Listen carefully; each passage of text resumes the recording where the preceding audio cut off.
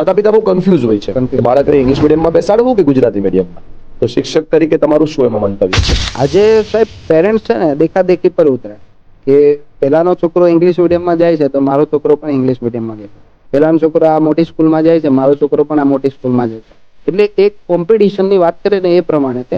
પણ મારા ખ્યાલથી બાળકને હંમેશા માતૃભાષામાં જ ભણાવવા જોઈએ. માતાના પેટમાં જયારે બાળક હોય અને જયારે આજુબાજુના વાતાવરણમાં જે ભાષા બોલાતી હોય ને એ જ ભાષામાં જો બાળકને ભણાવો ને તો પેલા આપણા પૂર્વજો કહીને ગયા કોઠાહોજ.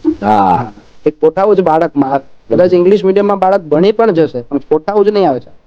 સમસ્યાનો ઉકેલ કેવી રીતના લાવવો, વિચાર શક્તિ કેવી રીતના ડેવલપ કરવી, લીડરશિપ કેવી રીતના લાવી, એ વસ્તુ ઇંગ્લિશ મીડિયમના બાળકમાં નહીં આવે. હા, જો તમારી ઘરે ઇંગ્લિશ મીડિયમ તમે ભણેલા છો, ઇંગ્લિશમાં તમે ઘરે વાતો કરો છો, મમ્મી પણ ભણેલી છે, ઇંગ્લિશમાં વાત કરે છે, તો તમે ઇંગ્લિશ મીડિયમમાં બેસાડી શકો છો.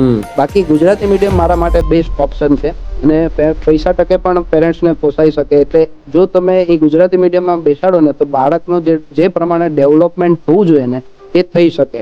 કોઠાઓજ કે ને આવી શકે. અને આપણા પૂર્વજો કહેતા કે ભાઈ ભણ્યા પણ ગણ્યા નહીં, હે ને, કે ભણ્યા પણ ગણ્યા નહીં. તો સાચી વાત છે કે આજે આપણે ભણીએ છીએ પણ ગણતા નથી. પણ જો બાળકની અંદર એક કોઠાઓજનું ડેવલપમેન્ટ થઈ જાય ને તો ભણશે અને ગણશે બંને થશે.